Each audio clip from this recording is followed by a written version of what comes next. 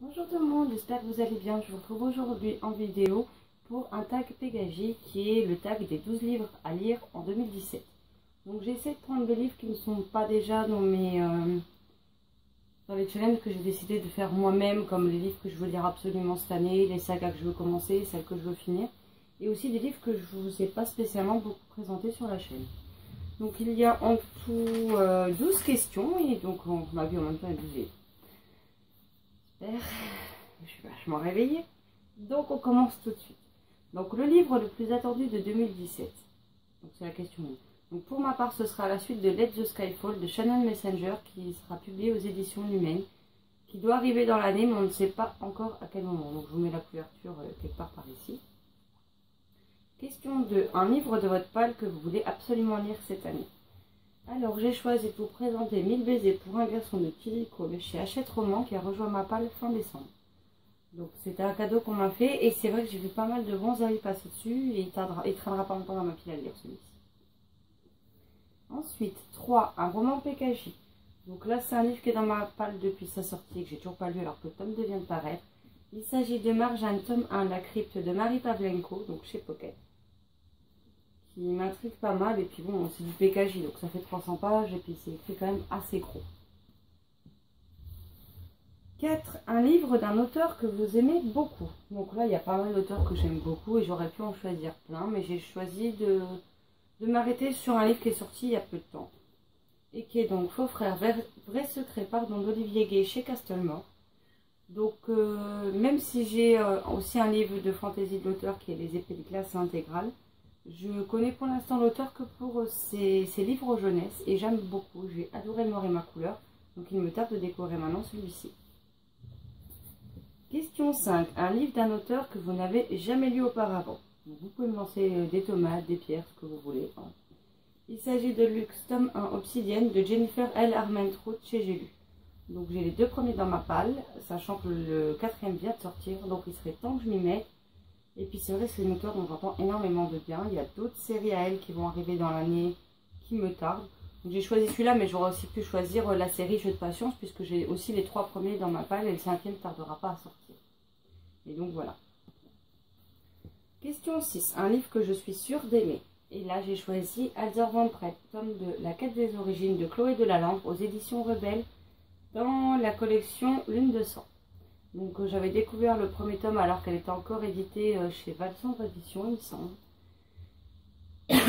Et maintenant il me tarde de découvrir le second tome de cette trilogie que je suis sûre que je vais aimer et avec lequel je vais passer un très bon moment.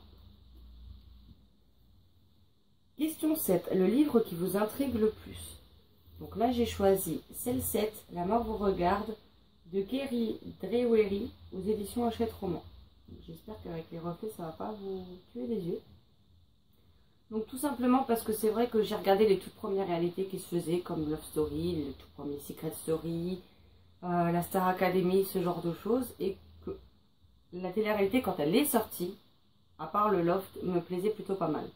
Aujourd'hui c'est vrai que on voit tout et surtout n'importe quoi en télé-réalité, et vu que là c'est basé sur un univers de télé-réalité où c'est les téléspectateurs qui votent pour déclarer si la personne est désignée coupable ou pas, je veux voir en fait jusqu'où l'idée de l'auteur a pu être développée et où elle va aboutir en fait.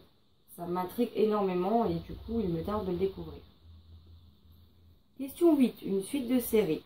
Je choisis la saison 2 d'Elvira Time de Mathieu Guibé aux éditions du Chat Noir. Donc j'ai beaucoup aimé le premier tome et j'ai bien rigolé, donc maintenant il me tarde de découvrir cette suite. Question 9. Une fin de série. Donc là j'ai choisi La Nuit des Fugitifs de Manon Fargueton chez Rajot dans leur collection thriller. Donc le premier tome c'est le suivant sur la liste que j'avais lu et que j'avais beaucoup aimé. Et donc maintenant, vu que c'est un diptyque, il serait peut-être temps que je me dépêche de lire la suite pour clôturer une série de plus. 10. Un livre que vous avez envie de lire mais dont vous ne savez presque rien. Donc c'est une de mes dernières acquisitions aussi.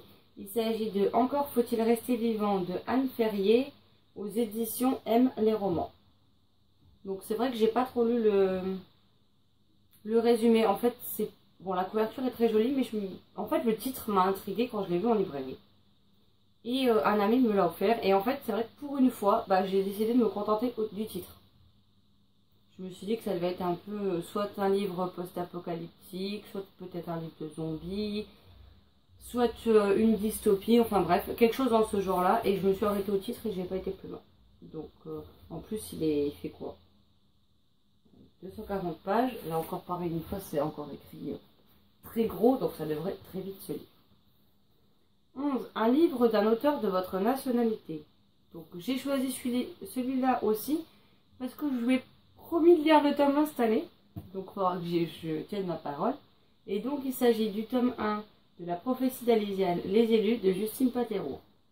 Alors n'empêche, Justine, j'espère sincèrement que je prononce ton nom de famille correctement. Et si c'est pas le cas, n'hésite pas à me le dire, ça m'évitera de dire des bêtises à l'avenir.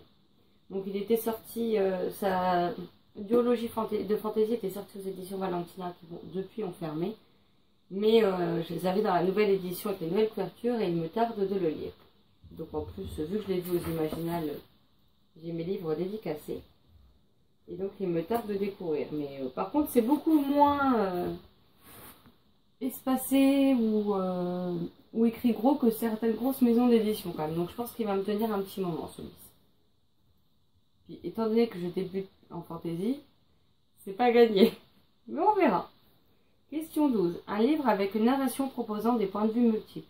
Alors, je ne suis pas sûre de mon choix, puisque je ne l'ai pas lu. Mais étant donné qu'il y a 2 personnages principaux et 2 auteurs, je pense que les points de vue doivent être alternés. Après, si je me trompe, n'hésitez pas à me le dire en commentaire. Mais j'ai donc choisi de vous présenter Le Feu secret de C.J. Dougherty et Karina Rosenfeld aux éditions Robert Laffont dans leur collection R. Donc ce livre me faisait envie depuis sa sortie. J'ai enfin réussi au bout d'un an qu'il était paru à le gagner.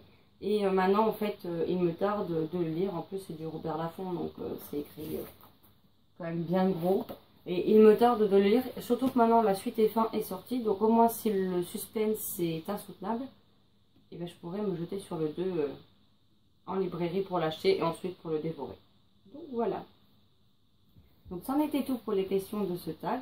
Je suis désolée si vous m'avez vu par moment baisser les yeux, mais comme d'habitude, j'ai des questions sur des feuilles puisque je filme avec mon téléphone. N'hésitez pas à me dire ce que vous auriez répondu concernant ce tag, ou à me laisser les liens éventuellement, j'irai les voir avec grand plaisir. Je vous souhaite à tous une bonne semaine, de très belles lectures et je vous dis à bientôt. Ciao ciao!